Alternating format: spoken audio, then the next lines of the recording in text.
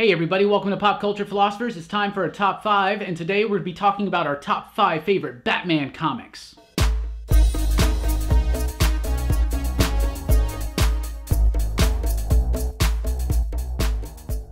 That's right, everybody. Welcome to Robbie's Top 5, and we're going to be talking about my personal top 5 favorite Batman comics. It's a tough list, but it's kind of also an easy list, and I guarantee you that some Frank Miller does show up. At number 5, we got Batman: The Long Halloween by writer Jeff Loeb and artist Tim Sale. This book is amazing. It's a great introduction to Batman if you haven't, and if your introduction to Batman was Batman Year One, this is the next book you should read. Fantastic stuff. Definitely works as a sequel directly to Year One, focusing on Falcone and the aftermath of all that stuff. Great introduction to all of the villains. If you want to know about each Batman villain in one story, I highly recommend Batman: The Long Halloween. It's basically a murder mystery that goes from one Halloween to another. So each issue is going to be a different month, focusing thematically especially on a different holiday, and it relates it to a different villain and to a different moment of Bruce Wayne's life. Fantastic stuff, really in-depth, and a great mystery that will have you guessing till the very, very end. The artwork by Tim Sale is elegant, atmospheric, moody, perfect for Batman. It's definitely stylistic, it's got its own approach to it, but I love it. The colors are muted, but they fit so perfectly well. Batman is an imposing figure.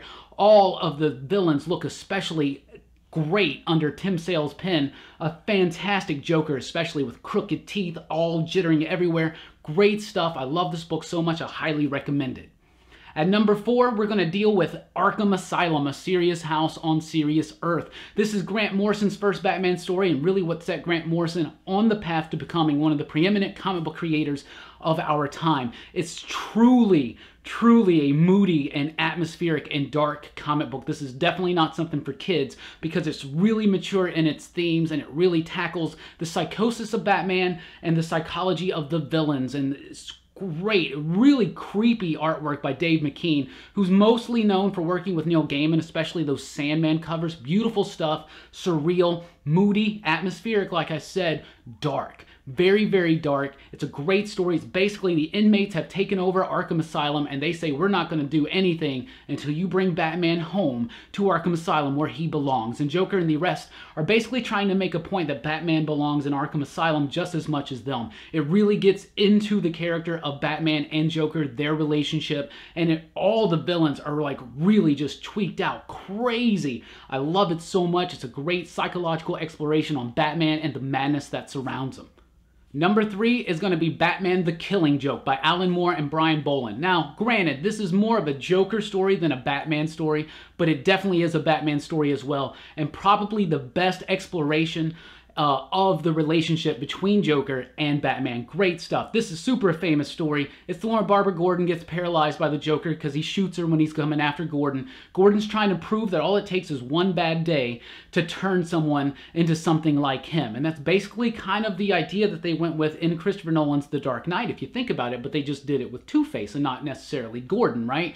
But this is a great story with amazing artwork by Brian Boland. Really crisp, highly detailed, very clean. It's got a very unsettling ending that's very, very famous. I love it so much. Batman: The Killing Joke also gives you the origin of the Joker, or at least an origin of the Joker. Now that we know that there are 3 Jokers, surely this is the definitive origin of at least one of them, right? But it's a great story. It almost makes Joker a sympathetic character, but it doesn't do it in any kind of cheesy, over-the-top, melodramatic way. It's very subtle, very real, great stuff. Love it.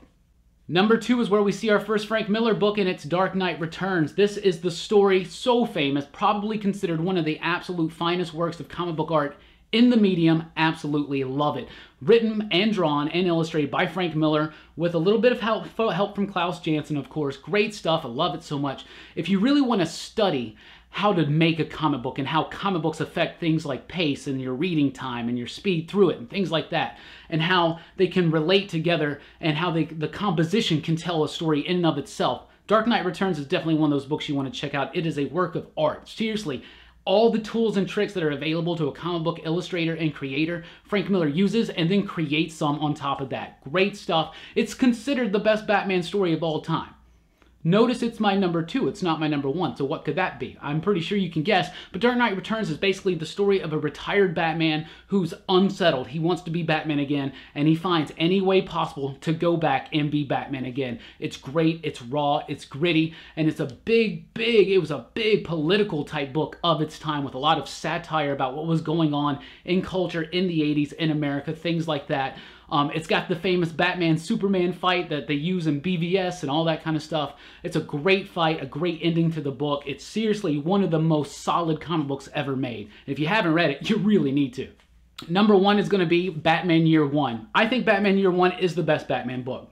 Dark Knight Returns, I think, is a better book structurally, creatively. It's executed better, but I just think Batman Year One is everything that Batman is in 4 simple issues that it's easily accessible to almost any reader. If you've never read a Batman comic book, I highly recommend that you read Batman Year One. If you've never read it, you definitely need to.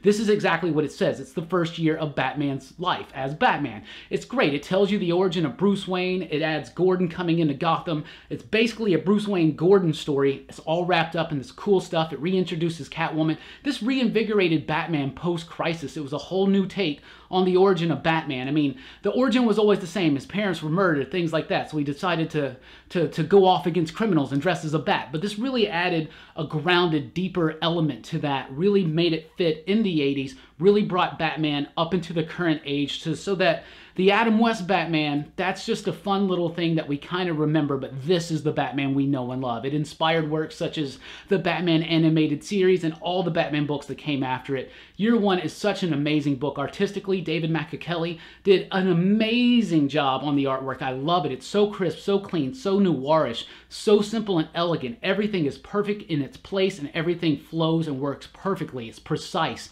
This book is amazing. The animated movie that came a little bit later, not just a few years ago, was an excellent adaptation, but the original book is so solid, so great, and the Gordon story is probably the heart of the whole matter. So it does introduce you to Batman and let you know who he is and what he does, but it's more of a Gordon story as well. Really focuses in on the character of Gotham City as well. Great stuff, and it's my absolute favorite Batman book. And if anybody asks me where they're supposed to start in Batman and or superhero comics, it's always Batman Year One. So that's my top 5. So let me know what your top 5 is in the comments down below. Thank you guys so much for checking out the video. Be sure to join us for the next top 5. We'll be doing Superman comics. That's very, very exciting. All this and more. And if you want to see any certain top 5s, just let us know in the comments down below as well. Please do like, share, and subscribe. Like I said, weekly comic book reviews every week as well. Other things. Check it all out at popculturephilosophers.com for podcasts, that, and a whole lot more. Thank you guys for rocking with us, and keep on top 5ing.